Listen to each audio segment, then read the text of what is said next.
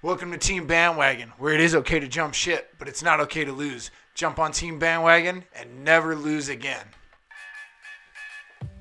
You are now listening to Team Bandwagon Never Lose Again podcast. And now for your hosts, Jamal Brown and Nicholas Garcia.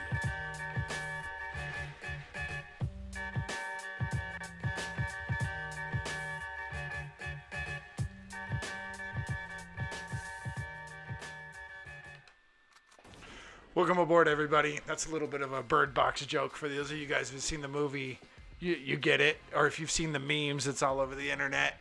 So, welcome to Team Bandwagon. I'm trying to open a solid show with a little bit of humor for you guys, trying to bring you more live and action. I know I was a little bit of a dull last week or 2 weeks ago. Hope you guys had a good Christmas. Hope you guys have a happy New Year. It's 2019. We're ready to open Team Bandwagon with a bang. I'm still by myself. I've been meaning to get on a guest, but next week looks hopeful. Jamal said to tell you guys Happy New Year, Merry Christmas. Hope you guys had a good one. I know I took a little bit longer than I wanted to come back. A lot going on with getting back to work and after the holidays and all that stuff. So hope you guys got some cool stuff. If you haven't noticed, we got a new microphone. Via Team Bandwagon's producer Jamal decided to pitch in with a new microphone. So Merry Christmas, Team Bandwagon. I wanted to point out the picture. It's on our Instagram, actually. There's a plaque. It says Team Bandwagon. It's hanging up. Let me get it down. Yeah, there's a plaque given to me by my good friends Jerry and Chantel Melendez. And, it says established 2015 because that's actually when Jamal started Team Bandwagon, and then I came aboard in 2017. So, cool little plaque, something that we can maybe start having guests sign who've been on the show. Really cool memorabilia. Hopefully one day when the show takes off, this will be something to go in our big office. So, I had a pretty cool holiday. New Year's, Christmas was really good. Jamal and I haven't gotten to hang out too much, actually. I'm kind of bummed about that, so I'm hoping to get to hang out with him soon.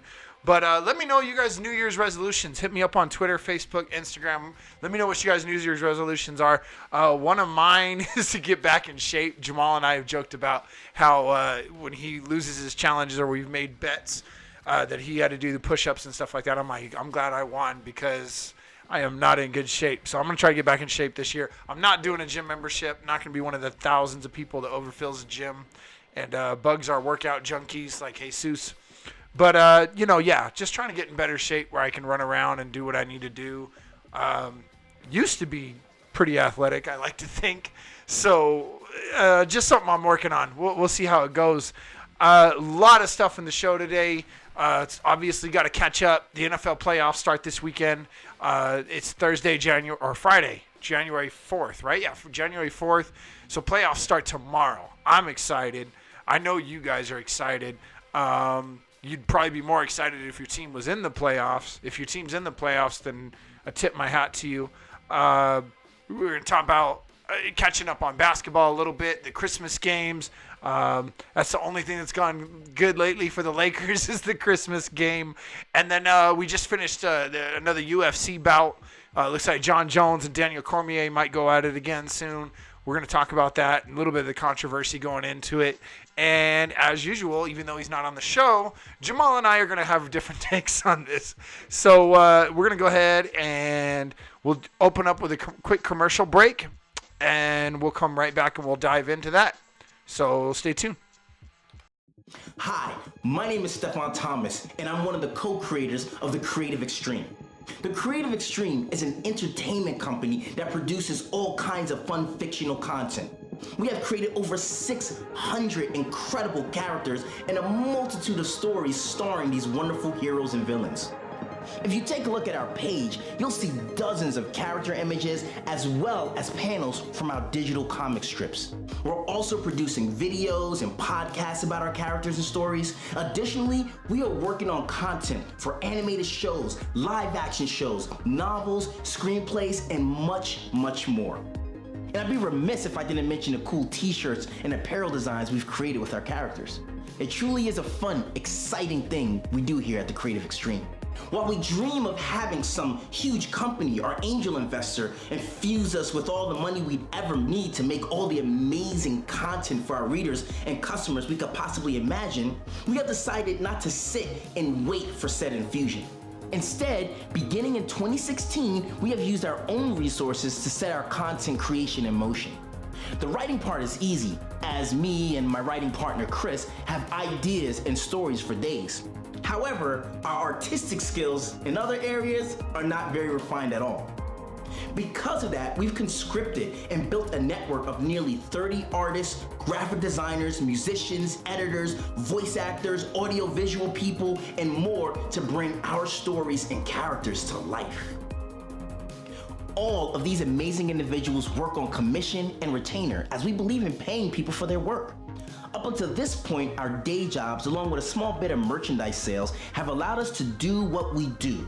But if we're gonna take the creative extreme to the next level of creativity, including more art, more comic strips, more sweet apparel, short films, and more, we're gonna need your help. Please consider becoming a monthly supporter of the creative extreme. Any amount would be incredibly helpful as we aim to create more and more content for you to read, watch, look at, listen to, wear, and experience. Remember, when you give to the creative extreme, you're also supporting a number of creative individuals who all have the same goal of entertaining and inspiring others. This is an amazing endeavor, if we do say so ourselves. If you need a little more motivation, check out our rewards page. We have t-shirts, hoodies, posters, and more for those who jump on board and give us a little extra fuel for our ascent. Thanks for taking some time to learn a little bit more about us. This is the Creative Extreme, where imagination without limitation is the only expectation.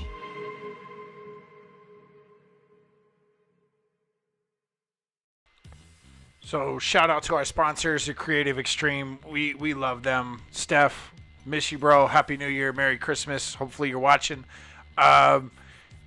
So we're gonna go ahead and open up with NBA.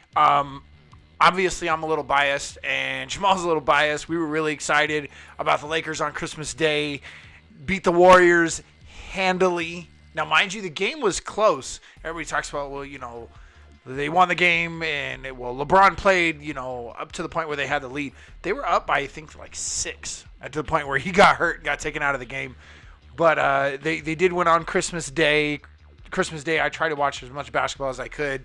But if you're a dad, you know this. Christmas Day comes with putting together a lot of gifts and building things and getting it all put together. And we had some family over. Usually we kind of just have the day, you know, getting the kids open their presents and just enjoy the day. But it was nice having some family over, enjoying the day. Didn't get to see everybody I wanted to see, but it worked out. Got to see them later in the week. But Christmas Day, Lakers handle the Warriors handily. And Jamal and I didn't get a chance to talk about it very much. We were exchanging more emails and text messages. And the question is, did they win on their own merit, or did the Warriors' dysfunction that they've shown since the beginning of the season, really, was that their downfall? And I am going to take the cop out and say it was a little bit of both. And to say otherwise doesn't really make a lot of sense, because, yes, you got to credit the Lakers with what they did. Lance Stevenson took over the game. A lot of the other players stepped up in that game. Kuzma played well. I can't remember who else was hurt in that game. I want to say McGee was back by then. It's been a while. It's been 2 weeks.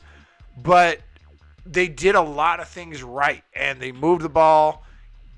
They scored. They played good defense. They just seemed like they had control of the game. And the Lakers always get a Christmas game. They do very well on Christmas. Unfortunately, LeBron wasn't able to finish the game, got a groin injury. But the Warriors, as I found out on Christmas Eve, actually reading some stories and some headlines, Steph Curry does not play well on Christmas. And when arguably your second best player doesn't play well on one of the big games of the year, obviously it's not a playoff game. It's not really for anything. But, you know, it's a world stage, and everybody wants to watch you play on Christmas, and you want to play well. It's a big game. But he's got a reputation of not playing well on Christmas. He averages like 11 points a game. I want to say he shoots 25% from three, and he's never broken 20 points on Christmas Day. That's huge. Obviously Kevin Durant is considered the best player on that team for good reason, and they've got Klay Thompson and they've got Draymond Green. But Steph Curry, I gotta say, a lot of the offense functions with him. And you could say, duh, he's Steph Curry. But when you name all those other all-stars, you can kind of say, well, Steph had an off game. Somebody else should have stepped up. That's my opinion anyway, and I think a lot of people would agree with that. To lose to a team that right now is the 8th seed in the West by, I want to say, 27, 28 points, it's kind of ridiculous, especially that most of that lead was built after LeBron got hurt. Steph's got to play well, and for some reason there are certain players that just don't play well in Christmas games. Can't think of any off the top of my head. I meant to note them before the show today, but I can tell you that there are plenty of players who just seem to not play well on Christmas, and Steph Curry seems to be one of them. And we can't say, he hides from the big stage, he doesn't play well because he's cursed, whatever it may be. I can't put my finger on it because you can't say he's like stressed out. Again, the Christmas game doesn't mean anything. It doesn't mean that they're going to go to the finals if they win this game, or like how baseball used to be. If you win the All-Star game, you get home field advantage for your conference, or it's not anything like that. It's a big game. It's a big show. Most of the world is watching you because they're off work today, but Steph just doesn't seem to play well. The game doesn't mean it's the end of the world because they lost, but it is a division game. They are playing the Lakers, and they are playing LeBron. And when LeBron comes out, a team that has 4 All-Stars in its starting lineup, soon to be 5 when DeMarcus Cousins comes back, should not lose to a team where Kyle Kuzma is your best scorer. And that's no offense to Kyle Kuzma, but him on his best day right now is not at the level of Draymond Green. And Draymond Green is their 4th option. So that doesn't really, it doesn't make sense for the Warriors to lose that game as bad as they did. But the Lakers did a lot of things right, and they stayed aggressive. Lance Stevenson hitting that 3 at the end of the 3rd and getting in their faces about it, doing the air guitar. It got in their head. It made a difference. They kept attacking. They were not going to play like, oh, LeBron is out. We're going to quit on this game. It's over. What are we going to do? They didn't do any of that, and I'm happy for them. They kept up the good show. But the Warriors, as we know, have had issues. Draymond and KD are having issues. Steph Curry with his issue of not playing well on Christmas. I think the Warriors are running into more issues than they can handle right now. Obviously, they're not as good as they've been in years past, and I don't think they've lost talent or gotten worse. Obviously, they've gotten better, right? Getting KD 2 years ago. Now they got Cousins. How scary are they going to be? But more and more the league, I think, is starting to catch up with them. The league is starting understanding the way that they play. They're finding new ways to guard them. They're finding new ways to keep up with them. And then the Warriors aren't as concerned of winning 73 games anymore. That argument can be said as well. They're still my favorites to win the championship. I'm not going to be one of these crazy people that says, this is it. This is the year that they fall apart. Honestly, I think until that team breaks up, you're crazy to vote against them for being the favorites to win the championship every year. Doesn't make sense. They're going to get Cousins back. We'll see if they find their flow. We'll see if Kirk can get Draymond and KD to play well together. They continue to go out and they're winning games. There's a second best record in the West right now, still behind Denver. Denver's holding on. As much as I can't stand Jamal Murray, I got to give props to Denver as a team. They remind me a lot of the Warriors back in the day. A lot of young guys stepping up, winning as a team. Not comparing the two. I'm just saying that the way that they drafted and built the team from the inside out, I'm happy for them. They also are waiting somebody to come back from injury. Isaiah Thomas, you guys know how I feel about him, and I do think they will get a lot better when he comes back from his injury. That being said, I'm touting the Lakers' horn here, but considering it's been almost 2 weeks since that game happened, the Lakers have lost 3 out of 4 since then. So they won that game. They built more than 20 points on that lead after LeBron came out of the game, but they've lost 3 out of 4 without him. He's got a groin injury. One of them, they were taking the Kings to school. I want to say they were up by 11 at one point in the fourth quarter. That was the next game after the Warriors game. The Kings came back. I always forget how to say his name. Bojanovic hits a big three to win the game. Sacramento wins by 1. They go out and they lose their next game. Oh gosh, who were they playing? The Clippers. They got beat by 11. Came out, got revenge against the Kings, beat them by 7. But then lost to the Thunder the other night. So now they've lost 3 out of 4 since Christmas. So losing LeBron, they're obviously feeling it. And that goes without being said. LeBron is LeBron. The Lakers were a losing team before he got there. He's turned them around. They were, I want to say, the 4th or 5th seed before he got hurt. Now they're 8th. But that also says how close the conference is. The Western Conference, I want to say the Lakers are like 2 or 3 games behind the Rockets or something like that, who are the 3 seeds. So the Western Conference is all. I was actually looking at it with a friend of mine yesterday. All the teams are very close right now. Very, very close. In fact, let me pull it up for you guys. Pulled up the wrong one. Denver is 25-11. New Orleans is 17-22. So it is it's supposed to games back. 9.5 games. That sounds like a lot. But I remember a time when Golden State was 9.5 games ahead of the second best team. So New Orleans, who's the 14 seed right now, is actually only 4.5 games behind the Lakers. So my point is the Western Conference is still very close. That is close enough at this point of the season. New Orleans can turn it on and still make the playoffs. They're not out of it. I would say the only team that's in the West right now that is completely out of it, not competitive, is Phoenix. They're 9-30. Everybody else can still make the playoffs. So the West is super competitive. And we've been talking about this for almost 20 years, how competitive the West is. And it seems to have only gotten more competitive. Besides the fact that the Warriors seem to be the favorite to win the championship every year.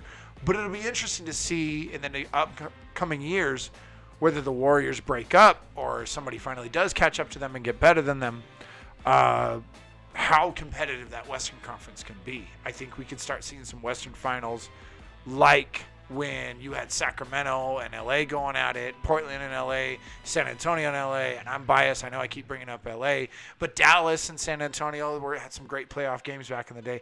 I think we may go back to seeing those kind of playoff games where it's just crazy.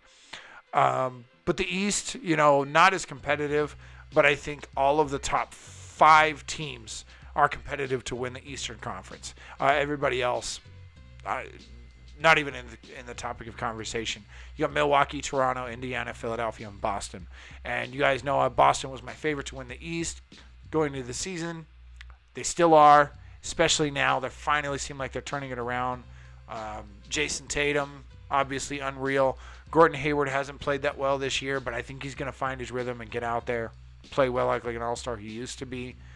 But, other than that, I think the topic of conversation is right now is Golden State, when are they going to turn it around? How are they going to turn it around? I think as soon as Cousins comes into the game, it creates a whole nother basketball team.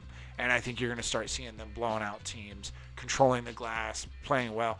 And maybe not in the first game. Might take 3 or 4 games to shake off the rust. But he is practicing fully. He's playing well. I think he takes over. Actually, I'm looking at it right now. Denver is in first place. OKC is in second place. That's impressive. They've not been this good for a while. They've made the playoffs, but they've not been this good for a while. Obviously, since a certain somebody left and went in Golden State. But we'll see what they're able to accomplish. Houston has turned it around like Jamal and I predicted they would. They're 22-15, and I do think they have a legit shot to give the Warriors a run for their money like they did last year. Chris Paul's got to stay healthy. Without diving too much into it, I've gone round and round, and I feel like I'm repeating information to you guys about who's winning, who's playing well. I'm just going to say the Lakers, you need LeBron back. He's got a groin injury. Doctors are telling him not to rush it. I'm telling him don't rush it. LeBron, get healthy. But Lakers, you need to find a way to win the easy games. You need to find a way to be competitive in the tough games because you don't know how long LeBron's gonna be out. You need to win some games. Stop blowing leads like you did to OKC the other night. Win the games that you can. Try to get in the playoffs. and not as an 8 seed, hopefully. I'm going to touch on one more thing that you guys know how much I love Luka Doncic. I hope Dallas makes the playoffs. It's going to be tough. Again, this conference is super tough. But they're 18-19. The Lakers are 21-17. I don't want them making it over the Lakers, but I do hope Dallas finds a way to make the playoffs. I would love to see Luka Doncic in there. I still think he's going to be a top 3 NBA player in the league one day. Somebody said last week he's going to be the best player in the league eventually. I don't know. That's kind of a bold statement for me. We'll see. We'll see what happens. I guess it could happen. He's that athletic. He's that amazing to watch. Stand-up guy, good guy. Love seeing him play well. And I'm just going to say it again. Good decision, Atlanta. Hope you're enjoying Trae Young. So, we'll see how the season finishes out. Let me know what you guys think. Can somebody bump off Golden State this year? Is this the year? Because if we pay attention to standings, the answer is yes. But some of us know better, right? Cleveland went into the playoffs, what is a 4 seed last year? Made it all the way to finals. How many times have teams made it to the finals not being a 1 seed? It happens. Teams tend to take their foot off the gas pedal and just get more ready for the playoffs. So we'll see what happens. Plenty of 1 seeds have gotten bumped off pretty quick. So Denver, I'm excited for you. I hope you continue to play well. I hope you trade Jamal Murray. If you are going to be successful, I don't want him to be a part of it. We'll see what happens, though. Lake Show, turn it around. Come on, guys. Clippers are, 2 games ahead of us right now? Looks like a game and a half. Get your act together. Get in there and have a better record than the Clippers. This is still a Laker town. That's about it for NBA talk. I think the Lakers will turn it around, and I do think they make some kind of big blockbuster trade before trade deadline, but we'll go ahead and save that one for when I have a guest on. Maybe they get AD. Anyway, so we're going to move on. I'm going to go ahead and jump into the NFL talk, and it's going to be a weird transition. There it is. Playoffs? We're talking about playoffs? Yes, we're going to talk about the NFL playoffs. They start tomorrow, so I'm glad I was able to get everything up and going today. I want you guys to be ready and prepared. The games start tomorrow, so I'm going to go ahead and start off giving you guys a rundown of the games and when they start, who's playing who's got home field advantage, who my favorites are to win. So tomorrow at 1:35 prime time, and I believe that's Pacific time. I'm an idiot. Not prime time, Pacific time. The Texans are taking on the Colts, 2 division rivals. Colts bumped my Titans out of the playoffs. Not very happy. It's one thing to lose, but to lose the way that they did, for Mariota not to play, I'll dive into that later. But the Texans get home field advantage, taking on the Colts. Somebody asked me today, actually, do you think the Colts have a chance of winning the Super Bowl? And I immediately jumped in and said, no, not a chance. The more it's hit my brain as I thought about it, and I took it home, and I want to talk about this on the show today. They got a better chance than I give them credit for. I'm not going to say that they're one of my favorites or not even my top 2 or 3. But they've got a better chance than I give them credit for. And here's why. The first opponent they're taking on then is the Texans. And they're playing in Houston, and it's not a knock against the Texans. But obviously, Andrew Luck has played awesome as the season has gone on. He's gotten better. He's healthy. You can see that shoulder is better. You can see he's shaking the rust off. You can see that offensive line is 100 times better. So Luck is out there doing whatever he wants. He's playing like the MVP he is. And I say that loosely. I don't think he's the MVP this year. But he's an awesome player. Being a division rival, I have absolute respect for Andrew Luck. He's one of the nicest guys in the NFL. But the guy plays his butt off, too. He's amazing. But also what gives them, I want to say advantage, but lack of disadvantage is, yes, it's in Houston, but both teams play in a dome. So this is still the type of stadium Luck is used to playing in. And there's a decent chance that they can find a way to move the ball against Houston. And if they can find a way to move the ball and keep their offense going and put up a lot of points, they win this game. The challenge is Houston's defense is one of the best in the league, obviously, right? Jadeveon Clowney, J.J. Watt, great football team. Tyrann Mathieu, the Honey Badger, a lot of weapons on defense there. And I don't think Deshaun Watson has enough poise or experience or the wherewithal to go out there and find a way to win this game. Let's say it's even close in the fourth quarter. They're down by 7. They need a 2-minute drill from Deshaun Watson. He's not the guy. I'm sorry. He's explosive enough and he's athletic enough to put up points, and the defense keeps them in the game. That's how they've won all season. He's the best quarterback that Houston has probably ever had. But that's not saying much. You're going back to, forget his first name. Is it Matt Schaub? Brock Osweiler? David Carr? They've never had a great quarterback. They've always relied on their defense, and it's worked. It worked for them for a long time. Now they have a great defense, and they have a good quarterback, not a great one. I just think all in all, the Colts, if they can keep Houston from blowing up, putting up 35 points, they win this game. And I do think they'll find a way to do that. The defense hasn't been explosive, but I think it's good enough that Indy finds a way to win this game. They beat the Texans. Don't see them going any further than that, but we'll dive into that next week. Without another 5-minute explanation on who I think is going to win. But the Seahawks take on the Cowboys tomorrow at 5:15 Pacific time. Cowboys got home field advantage. Proved me utterly wrong with how they would do this season. I had them going 4-12. They're 10-6. Good on them. Ezekiel Elliott is awesome. Amari Cooper made a huge difference, obviously. That being said, the Seahawks have turned it around since the beginning of the season as well, and they're a team that has to play the Rams twice a year. I think the Seahawks win this game, and it's not just my disdain for the Cowboys or their fans, more their fans, but I think the Seahawks find a way to win this game. They've played really well on defense, considering no Earl Thomas, no Cam Chancellor. They lost a lot of weapons on defense, obviously. Russell Wilson's still running for his life out there, but he's still playing awesome. I think the Seahawks find a way to win this game. My favorite game of the week. Actually, I'm going to do it last because that is my favorite game of the week. So I'm going to jump straight ahead. Eagles and Bears, 1:40 Pacific time on Sunday. Bears obviously have home field advantage over the Eagles. The Bears, as weird as that sounds, are my sleeper team.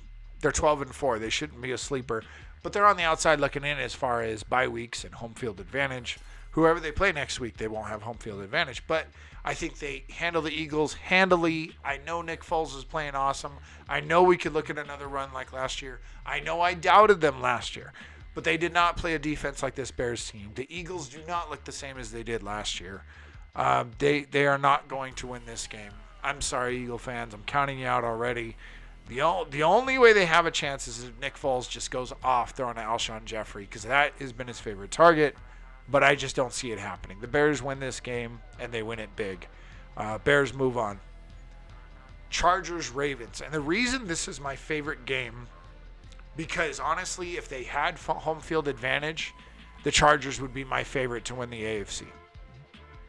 And they were one game away from doing that. They were one game away from having the best record in the AFC and having and instead, by being tied with the Chiefs and the Patriots, but not having as good of a division record as either team, they get a wild card, and that's crazy. 12-4 and to be a wild card tells you how tough the Chiefs and Chargers both were. But the Chargers got better throughout the year. I said during the preseason how good they were going to be, and I've beaten this like a dead horse over and over. That I've said. Jamal has denied. He doesn't want to jinx his team.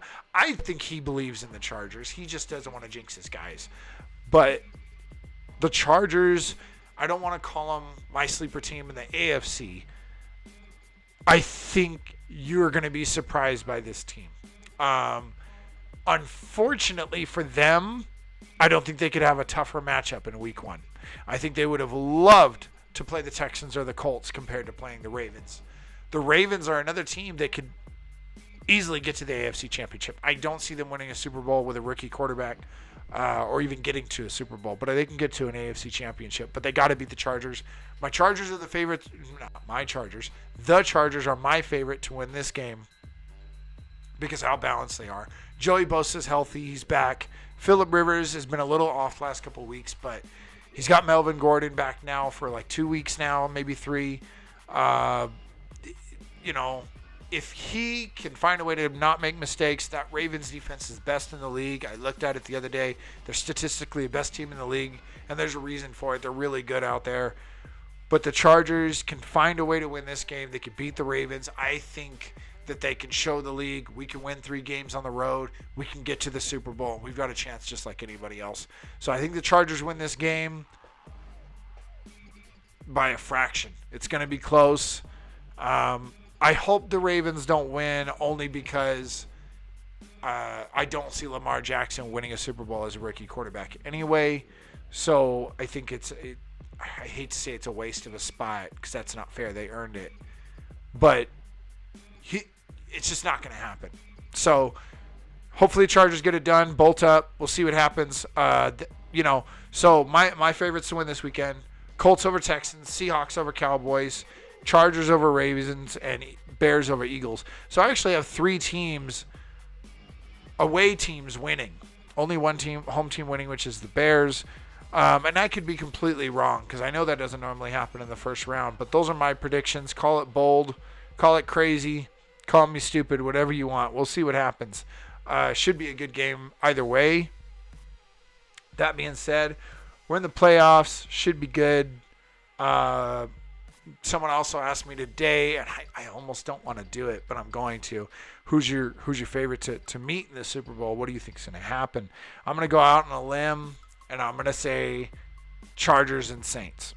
The Saints have best record in the NFC for a reason. They've got home field advantage all the way through. They'll play in a dome, and I'm sorry, the Rams, as great as they've been, have got to start playing defense. If they would just play defense, they'd probably be 15-1. They're that good. Can't play defense, and it's made them struggle. Saints are balanced. They get it done on both sides of the ball. They'll find a way to control it, and they're going to play indoors all playoffs. So it doesn't matter who they go up against. Weather won't be a factor. Bears love that weather. That could get them to shock a few teams. But again, say they win next week, they'll be the higher seed, so they would take on the Rams. They won last time, that cold weather. You can see the Rams easily getting bounced in their first game again, which is going to make Jamal say, "Oh, I told you the Rams weren't legit." No. Rams are still legit, Jamal. This is a tough year for NFC teams. I think there are 3 teams out of the NFC that could easily win the Super Bowl: Bears, Rams, and Saints. But right now, I have the Bears over the Rams. So in that order, Saints, Bears, then Rams would be my favorites coming out of the NFC. But Chargers, Saints, I think would be an awesome Super Bowl. That's what I hope happens. We'll see how it goes. I put out a post this week. Yes, it was me. I'm sure some of you figured out who decided to debate me. I put out a post for Team Bandwagon. Patrick Mahomes, 50 touchdown passes, over 5,000 passing yards. Okay? You guys still think this guy is a fluke. And I'm not talking to everybody. A lot of people are starting to jump on the bandwagon. Good for you. Welcome aboard. Patrick Mahomes is amazing. I said he was going to be good. I didn't say he was going to be amazing. I didn't say he was going to be awesome. But I predicted that he was going to have a good season. And, this is technically his rookie year is what I've heard. No, it's not. Because even if he sat on the bench and didn't even play in that last game last year, this is still his sophomore year. You get a year to sit on the bench. You can't say Aaron Rodgers is a rookie when he was in the league for 4 years already before he started in his first game. This is sophomore year. He sat on the bench to learn. and he learned well. And Andy Reid has had so much success coaching quarterbacks. You got to believe he's part of it, right? But Patrick Mahomes, they saw something in him. I remember them getting criticized for taking him over Deshaun Watson. Obviously, it's paid off. Yes, his weapons have something to do with it. When you have Tyreek Hill, Travis Kelce, and Kareem Hunt for most of the season, that pays off, obviously. Even guys like Chris Conley. He's got good receivers. Sammy Watkins. Great offensive line. Eric Fisher at left tackle. He gets it easy. He has reasons he's getting it done. But you cannot deny this kid's talent. And I heard so many crazy arguments, not heard, but read. And I'm sorry, and this is not the I have the mic segment, but I have the mic, and you guys are wrong. Because you are not going to see a quote, unquote, sophomore slump, if you want to call this his first year. 50 touchdowns, 5,000 passing yards. Only one other guy has done that, and his name was Peyton Manning. Okay? The guy who has like almost all the NFL records at quarterback. Patrick Mahomes, if he never throws for 50 touchdowns again, and if he never throws for 5,000 passing yards again, but he does 75% of that, do you understand those numbers? You're talking about 3,700 yards, and what's 75% of 50? 37, 38, right? Somewhere between there, because it doesn't split up to an even number. That's still great numbers. That's still MVP-esque numbers. You guys are not grasping that. If 50%, 2,500 yards, and 25 touchdowns are good numbers. Not great, but good numbers. You guys are out of your mind if you think this guy's going to fall apart. Oh, he surprised the league. He shocked the league. Maybe that's part of it. But again, if he never throws for 50 touchdowns, if he never throws for 5,000 yards, and he even does good from here on out compared to that, he will still be a Hall of Fame quarterback. That's what you're not getting. And I said this too in the comments and the debating somebody. If he never has a good season again, God forbid he never plays in the NFL again after this year, he will be remembered for having one of the greatest seasons of all time, and he will not be forgotten. He will be talked about 50 years from now with those 50 touchdowns and 5,000 passing yards. And somebody, oh no, he's just going to be another, Robert Griffin III. And then it said Trent Dilfer. You can't compare what Trent Dilfer did to this kid. Trent Dilfer, what so many teams have done, not so many, a few teams have done, is carry a bad quarterback to the Super Bowl because their defense is that good, or their running back is that good, or their team overall is that good. Trent Dilfer is considered the worst NFL quarterback to ever win a Super Bowl. And he is. If you want to argue it, shoot me your comments, shoot me your post of who you think the worst NFL quarterback is in the league. But we're talking about apples and oranges here. I'm not making a comparison of is he one of the greatest quarterbacks to ever win a Super Bowl. I said his numbers, 50 touchdowns, 5,000 passing yards, and you said Trent Dilfer. We're talking about two different things here, okay? And then so many people will look at Robert Griffin III and what he did. First of all, I'm a Robert Griffin III defender because he got hurt. I think had he not jacked up his knee, torn his ACL, I think he's still a Pro Bowl quarterback till this day. I think he'd still be awesome. And even if he's not a Pro Bowler, he's the starter in this league had he not torn that ACL. Because maybe they do figure him out a little bit. Maybe he doesn't blow up, but he's still good. He's still a good quarterback.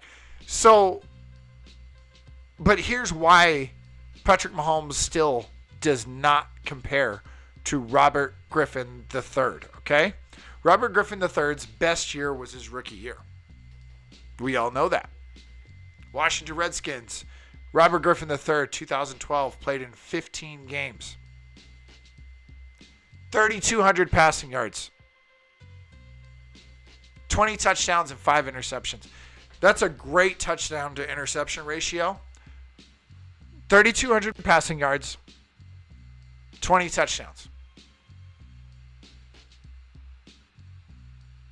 Now, again, and I've said it several times on this episode.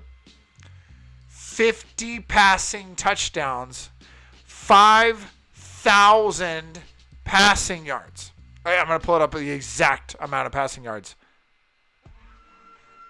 5,000 and 97 passing yards compared to 3,200. 50 touchdowns to 20 touchdowns.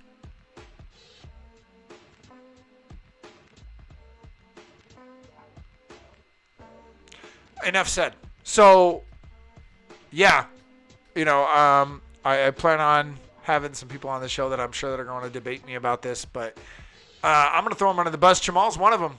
Jamal, he does not think he didn't say he's going to fall apart. He does not say he doesn't believe in him, but he said he wants to see a couple more years of consistency.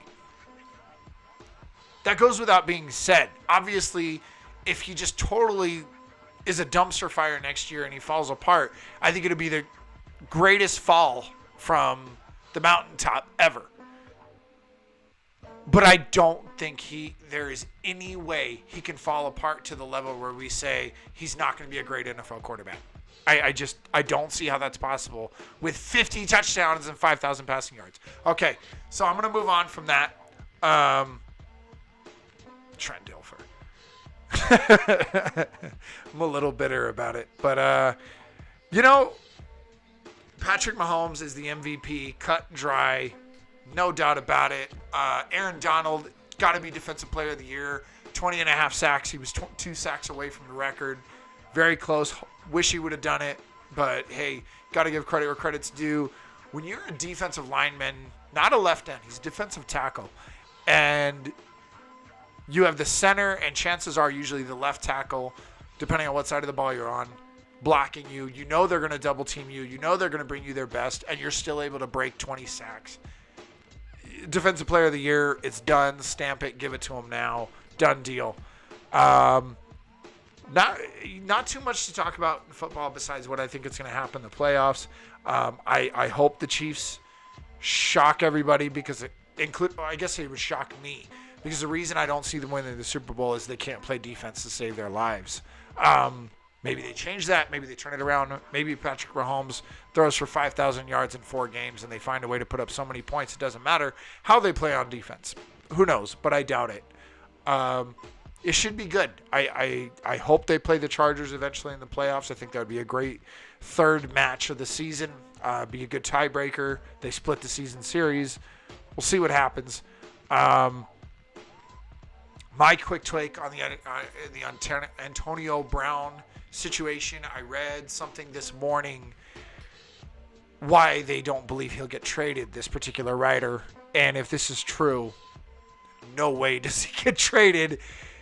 They will take a $21 million dead cap hit next year, even if he's not on the team. $21 million. And the Steelers they feel that they still have a window to win one more Super Bowl. And I think that's hard to argue with. If James Conner stays healthy, yes, they dealt with everything with Le'Veon Bell this year. And I'm sure Le'Veon's laughing his head off that they missed the playoffs. But I still think they have enough weapons. If Brown stays, Roethlisberger continues to play well, and Juju Smith-Schuster is going to be the man next year. I think he's their number 1 receiver next year, even with Brown there. They're going to make draft picks like they normally do, where they just blows everybody else out of the water.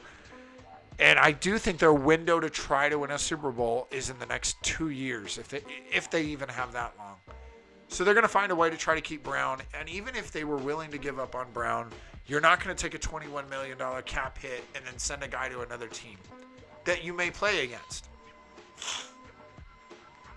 You're helping someone else in the league win. You're hurting your chances of win. Even if he sits on the bench all year long and doesn't play and they took that $21 million cap hit, that's better than sending him to another team, in my opinion. I don't think anybody's going to give you too much for him. He's 30 years old. Yes, he's the best receiver in the league. Somebody would give you something good for him, but enough to take a $21 million cap hit for a guy that's not on your team. That's the issue for me. Not the issue of giving up a guy who doesn't want to be on your team, even if he is the best receiver in the league. That, I'm sure they could find a way to trade him. Amari Cooper just got traded for a first-round draft pick. I'm sure the Steelers could figure something out. But my issue with it, and why I don't see the Steelers organization moving him, is what are you going to give me that makes it worth me paying this guy $21 million. Well, I guess they wouldn't pay, but the point is they have a dead cap space hit, which means it hurts their cap space. They're trying to sign another player, trying to extend somebody, whatever it may be. So you're telling me I'm going to lose $21 million in cap space, and you're giving me 2 draft picks for this guy. I don't think that's worth it in that sense. So we'll see. I could be wrong, but if that's true, I don't think that it's going to be worth it. We'll see if they can figure something out. Personally, Mike Tomlin's won Super Bowl 1 time. He's made it twice. He won the one with a team that was not built by him. And I think he's overrated as a coach. He's a good coach, but I think his time is pretty much up in Pittsburgh anyway. Might be time to move on. And if that's what it takes to keep Antonio Brown, I think that's a better decision than trading him away. But we'll see what happens. It's a long NFL season, or long time till the next NFL season comes up. So just enjoy the playoffs, even if your team's not in it. My Titans aren't in it. I don't think I'm going to have time today. I'm going to go ahead and save it for another episode on how I feel about the Marcus Mariota situation, not playing. Blaine Gabbert obviously isn't going to save your team, but I am excited about Mike Vrabel and the future of this team as a whole. We'll see what happens. But that's enough NFL talk today. I hope you guys enjoy the playoffs. We'll jump back into this next week, and we'll see how right I was. We'll break down the games and see what happens. And you guys will all be saying, yeah, Patrick Mahomes, MVP. We're going to cut to a quick commercial break, and then we have some controversial stuff to talk about. With 2 in trouble, forced out, and in! Unbelievable! Get the latest info on Never Lose Again podcast, Bandwagon Nation, and much more by following us on Twitter at Never Lose Again, where the E's are 3s. Jump on Team Bandwagon. Never lose again. So this is the fun subject, and honestly, I haven't talked to Jamal about this, but I hate talking about Jon Jones. I absolutely loathe talking about the guy because I think he's a dirtbag. This is a guy, and before you guys all jump on me, because I know you're on his bandwagon, I know a lot of people, oh, he's such a great fighter, and he's this, that, and the other, and he called out Cormier, and what are you, a Cormier fan? I'm not that big of a Cormier fan. I like the guy. I think he's a respectable dude. I know he's lost, I think, twice to Jon Jones already, and he's 39 years old, so I'm not delusional enough to say that I think Cormier is going to beat him if they do fight again. I think he loses, and I think he loses badly, but I like Daniel Cormier. It seems like a good guy to me. Jon Jones, and here's what I'm going to break down why I hate talking about him. I used to root for the guy because just like anybody else, I like seeing great fighters, and he's dominated the sport for a long time. But this is a guy where his downfall started for me. Maybe it started before that, but when I started noticing him getting into trouble was that big hit and run a few years ago. They want to say it was in 2015, and he had a hit and run, and because he pled guilty, got 18 months probation, not a day in prison. Got suspended from the UFC for a while, but not a day in prison. I guess it pays to be rich. I guess it pays to be a great fighter. I guess it pays to be a great athlete. And I'm not, I know I'm talking about something that's gone on for a really long time. How many professional athletes have gotten away with stuff because of who they are. One of my favorite sportscasters hit it on the head when he says, when your talent outweighs your problems, you can keep playing. Okay. I agree with that. Not saying it's right, but when your talent outweighs your issues, you can continue to compete. But Jon Jones, whether we get to decide whether he continues to compete or not, for us to root for this guy, when he had a hit and run in his car and has been busted how many times with cocaine, yeah, you can say that's his personal business. I just found out the reason why he was allowed to compete in the fight is cocaine is not a banned substance from the UFC. It was outside of 2 weeks before the fight. That's what I read. Maybe I'm wrong, but that's what I read yesterday. And so he was allowed to still compete. That's why the fight had to be moved to LA.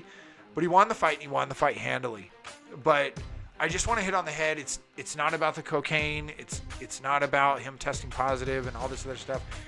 I just want to throw out there, first off, before any other reason why I want this guy to lose and why I hope he falls apart and eventually loses handily, is because he's a dirtbag. And I don't root for dirtbags. And he makes no apologies for who he is. He just continues to go out there and continue to be a dirtbag. We'll see. Maybe he'll go out and win, and I'm not invested enough in UFC to say, oh, it'll ruin my day if he loses. Whatever, it is what it is. It's a sport full of violent people, so you're not going to run into the most quality characters. I understand that. I just can't see how we keep making excuses for this guy and his behavior. We'll see what happens. Jamal says he loves Jon Jones. He put it in the notes. Kind of wanted me to mention it. The guy's dominated the sport. We like seeing people play well and compete and show them they're at the top of their game. Part of it, I'm sure, is because Jamal is okay with performance-enhancing drugs, because that's been a controversy around Jon Jones too. And I actually wasn't even that aware of it. But we're going to talk about some of Daniel Cormier's comments, and that's when I kind of got a little more into it. And has Jon Jones ever been busted for steroids? Well, apparently he's tested positive for what is called, I'm going to butcher this, turinable metabolites, okay? Apparently, this is a steroid that studies show it stays in your body the rest of your life after you take it. So technically, according to the way steroids work and the way we don't want PEDs in sports, if you're permanently now performingly enhanced, you shouldn't be allowed to compete anymore. And that's what Cormier kind of hit on the head, and I agree with him. And I'm sure a lot of you feel that I'm biased because you got to hear my whole spiel about how I feel about this guy, but you guys also know how I feel about performance-enhancing drugs. And even if you say you're on Jamal's bandwagon and you say, well, I'm okay with performance-enhancing drugs, the point is right now it's illegal. So Cormier is not on performance-enhancing drugs. Plenty of other guys who Jones has fought is not on performance-enhancing drugs. And now supposedly he's got this thing in his system that's permanent. And I didn't do the study of what it does. I'm not going to give you the science of it. I didn't even want to bother with it. The point is that it's a banned substance. It's a performance-enhancing drug. And he took it. It's in his system. So I'm going to go ahead and read you what Daniel Cormier said. And then you guys can take it or leave it. Take what you want. I'm sure these guys are going to fight. I'm sure Jamal and I are going to talk about it when he comes back to the show. And I'm sure we're going to argue about it for hours on end, maybe even weeks on end. But for now, I'm going to give you guys what Cormier said, and then we're going to go ahead and move on. Might be a little bit of a short show today. I don't know what my time is right now. But yeah, I'm not going to stay on this all day because I hate talking about Jon Jones. So here, Cormier, an interview on Junkie Radio, MMA Junkie Radio. In these situations, I try to be logical, and I don't think most people in MMA are. That's the problem. These metabolites are supposed to be a long-standing or whatever. So am I supposed to believe that every time he's supposed to have this, that he's allowed to have this in his body now? That he's just allowed to have this in his body now? Yeah, I don't understand if it's part of the deal now. When you fight Jon Jones, you know there will be an abnormal test finding, and you have to just be okay with it because it's just there. It's hard to logically wrap my brain around that. Those are the type of things I have a problem with when I'm thinking basically as an adult, logically as an adult. That just not seems to be fair. Because even if it's a long-standing thing that's showing itself, it's still not fair. I don't understand it and I don't get it. I agree with him. So, shame on you, Jon Jones. Hopefully your career will be over soon.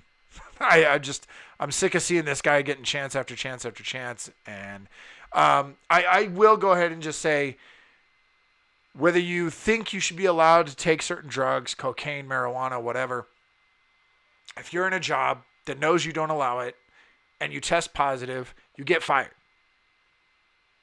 But we make an exception for exceptional athletes, and that's what I don't think is right. And I think if you're going to make millions of dollars for doing what you do as a sport, and you're given chance after chance after chance, I no longer feel sorry for you. And I don't think you deserve any more chances. Because Jon Jones has had chance after chance after chance. Josh Gordon has had chance after chance after chance. Whether you agree with the rule or not, the point is the guy knew the rule and he broke it over and over and over and over and over again. And I'm sorry, a multi-million-dollar contract would make me stop with the moral argument of should these drugs be banned and make me go, let me just go out and get my check until these drugs are no longer banned. So we'll go ahead and move on. That's all I'm going to dive into that. So we're going to end the show again with I Have the Mic. This is becoming my favorite part of the show because I have the mic. And I've already been a little bit on my soapbox today. I've already kind of given an overabundant opinion on things. But I have the mic. So deal with it. I'm going to talk about two things.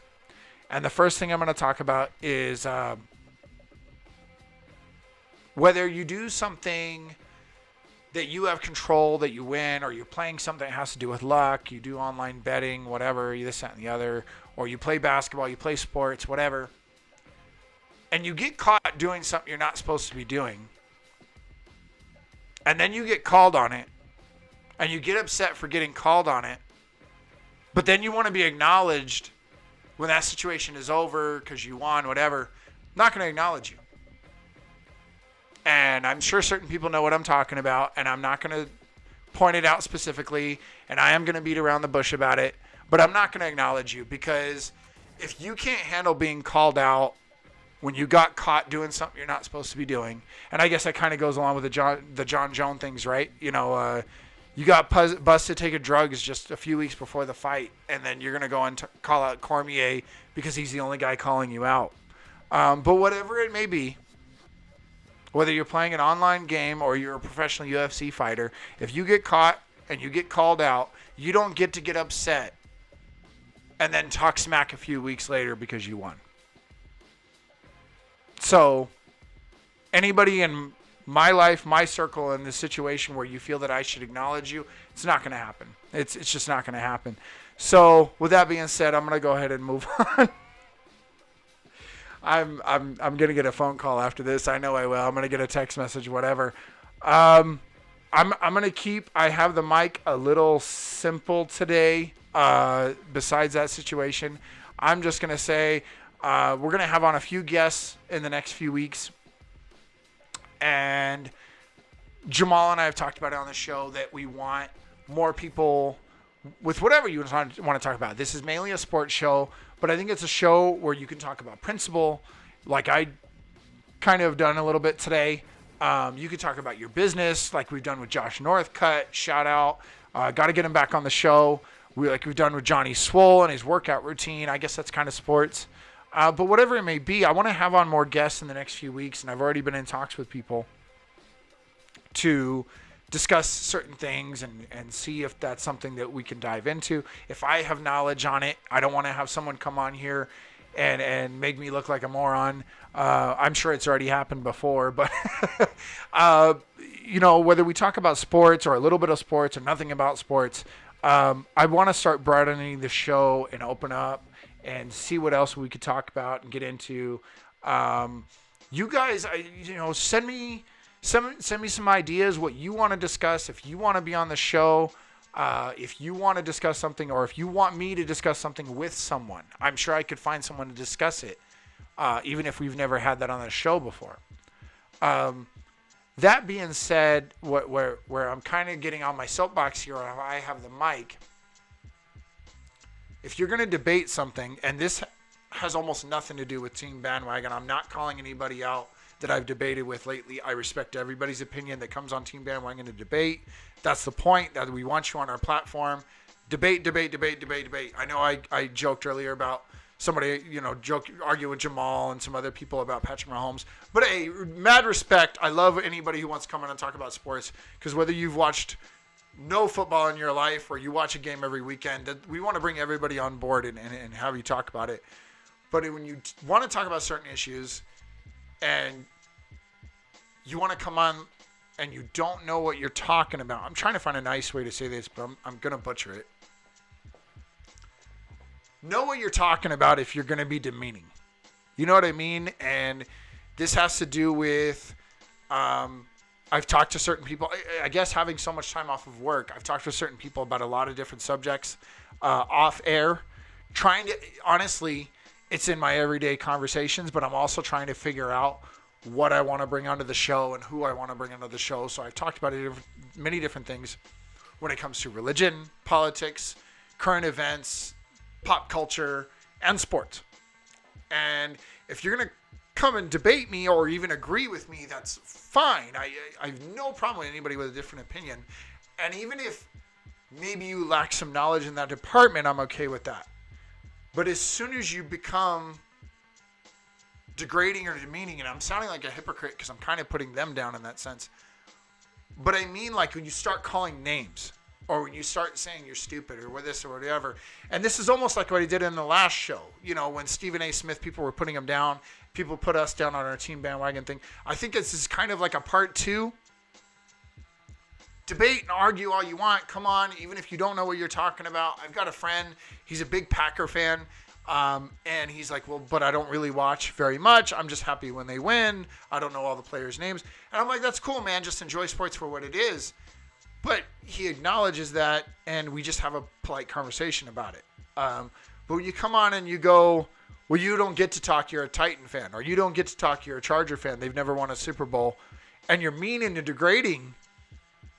But then when I ask you certain questions, you don't even know what you're talking about. You just know your team won last year.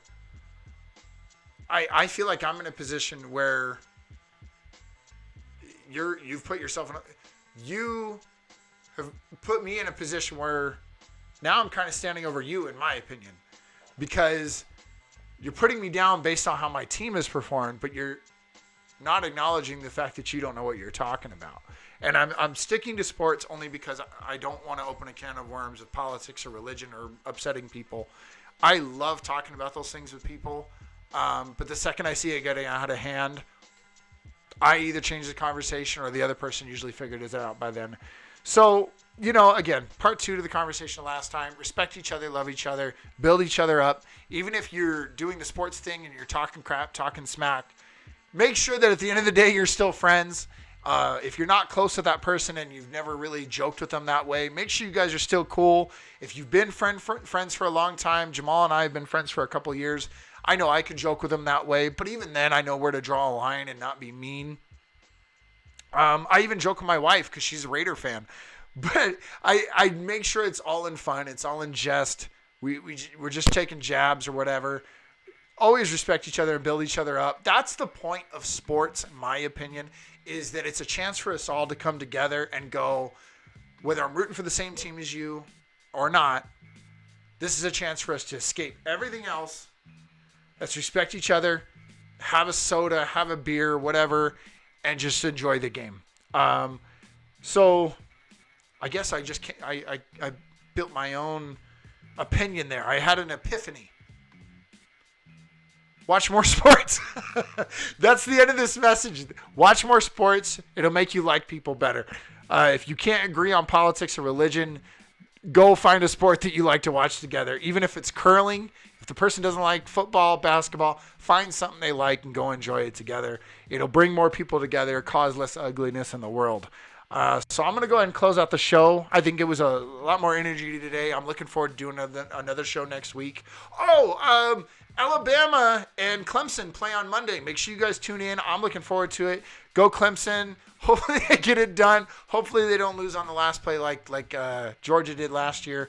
But I do think more than ever, this is Alabama's year. They're going to get it done, win another national championship. We'll see what happens. Should be a good game. I'm going to try to get a hold of Jamal. Oh, my gosh. Excuse me. That was gross. And we'll try to watch the game together. And that's it for today. So remember, jump on Team Bandwagon and never lose again. Yeah, I forgot the closer.